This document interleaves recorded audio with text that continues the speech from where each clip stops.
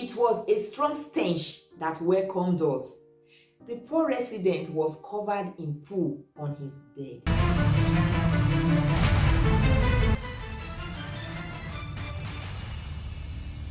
Hello lovelies, you are welcome to my YouTube channel. This is Hilarious World. If you are new here, you are welcome, and I hope you will find every reason to subscribe to this channel. And to my returning subscribers, you know what? You are amazing. Thank you so much for always coming back. In today's video, I'll be sharing with you why caregiving job may not be for you. Honestly, I'm not here to discourage you from working in the healthcare sector. In fact, I made a video recently on how you can become a caregiver, and I talked about how fulfilling this job can be. In fact, this job gives you an enabling ground to put smiles on the faces of elderly people who need care, not to talk about the financial remuneration which comes along with it. So if you have not yet watched that video, I will link it here on the screen and on the comment section below. Now, permit me to say, however, that caregiving jobs are not meant for everyone. So if you are considering taking up a job as a caregiver in a care home or as a domiciliary caregiver, then you must watch this video before you go ahead. Basically, before starting a new job, a lot of people do make research to understand the nature of the job that they are about going into and what it entails, in order not to be overwhelmed or shocked at what they will probably see on their first day at work or their first few weeks on the job. So in today's video, I'll be revealing to you the challenges of working as a caregiver. Without further ado, let's dive right into it. If you are the type who easily gets disgusted at the sight of fecal material, urine and vomit, or you cannot stand the smell of these things, not to talk about touching them with gloves on, then I will advise you to please have a rethink. When working in the care home, if the resident you are taking care of is incontinent of stool as well as urine, which is something that you see regularly among elderly people, this means that you will have to change their diapers and clean them up regularly. There are even cases whereby you will have to clean up the vomit of the person if he or she is sick and happens to throw up. If you find this too disgusting, then you may have to look elsewhere, I'm sorry to say. For some people, even mere watching someone eat sloppily with food particles from all corners of the mouth can already cause a feeling of disgust for them. I'm not here to discourage anyone, but in my own opinion, I kind of feel caregivers are born. You may be trained on the job, but still a lot depends on what you can handle. There was a lady that came to our faculty some time ago. She has never worked with the elderly persons before, and she never had any idea of what actually goes on in the care home. All she knew was that she was interested in the profession and came to do a 3-day trial to observe how the job is. And I happened to be the one she was assigned to work with. What is expected of you as a caregiver depends on the patient's needs. There are some patients who just need to be guided and supervised during their toileting or during their general morning hygiene. There are, however, others that you will have to give full assistance to, like bathing them, getting them on and off the toilet seats, wiping them. So back to my story. The first resident that my colleague and I had to take care of that morning gave her the shock of her life. We knocked and both of us entered the room. It was a strong stench that welcomed us. The poor resident was covered in poo on his bed. You could see the disgusting look on my colleague's face.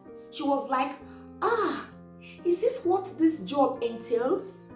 To those of us in the care home, incidents like this are not surprising, and they do occur frequently. All you need to do is to give the resident a shower and tidy up the place. If the patient has dementia, it is even worse. The person may refuse to take a shower in that state that he or she is in. Another challenge is coping with grief. Whether we believe it or not, as months and years pass by, we are expected to see a decline in the health of the residents until they are eventually called to glory.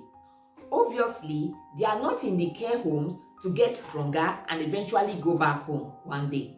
As a caregiver, you have to learn ways to handle issues like this to ensure that you are not mentally affected. In addition, most of the residents in the care home have age-related health conditions.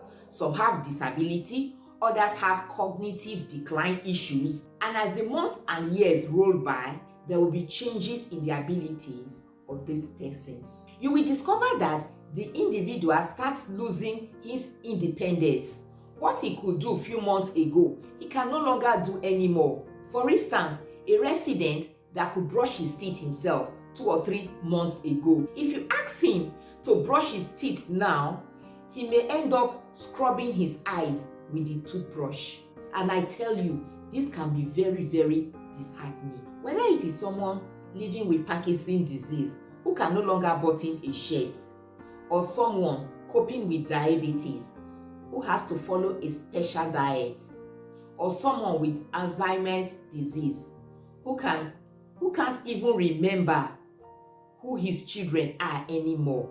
You surely will see all this, and this could be very difficult to handle as a caregiver who is not mentally cut out to handle situations like this.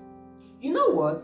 Most caregivers, whether intentionally or not, build a bond with the residents.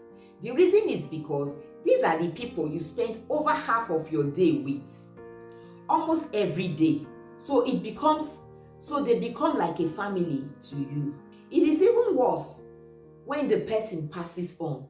I remember during the COVID-19 period, every single day, we were experiencing the loss of one resident or the other, to the extent that some of our colleagues could no longer handle the shock and were mentally drained out, and some even had to go see a psychologist. Now comes patience. If you want to be a successful caregiver, you need loads and loads of patience to deal with anything from memory loss, unwillingness to cooperate, to angry outbursts. In fact, there are some residents who will keep asking the same question over and over again because they cannot remember that you have once given an answer to them. Imagine the repetition of the same phrase continuously, non-stop. That can actually wear you out, and all you have to do is to stay calm and avoid being frustrated. I can't even overemphasize the dose of patience you need daily. Another thing you will observe in the care home is that these elderly ones take longer time to complete simple tasks, and you are not supposed to do such tasks for them as long as they still have the capacity to do them. You have to patiently wait for them while they take their time. To even get your resident to wake up in the morning sometimes takes a lot of effort. They may resist care, so you may have to come around several times to encourage the person to get up. Guys, this is where your patience is tried. Imagine you have a lot of residents to prepare that morning, and here you are spending time to persuade just one of them to get out of bed, knowing fully well that you do not have to force him or her or push him around to the bathroom. Sometimes it may be the case of a resident who refuses to use his walker even though he has fallen several times, and the doctor and physiotherapists have emphasized the need to use it. Then comes the issue of aggressivity. Sometimes residents with Alzheimer's disease can either be aggressive or agitated.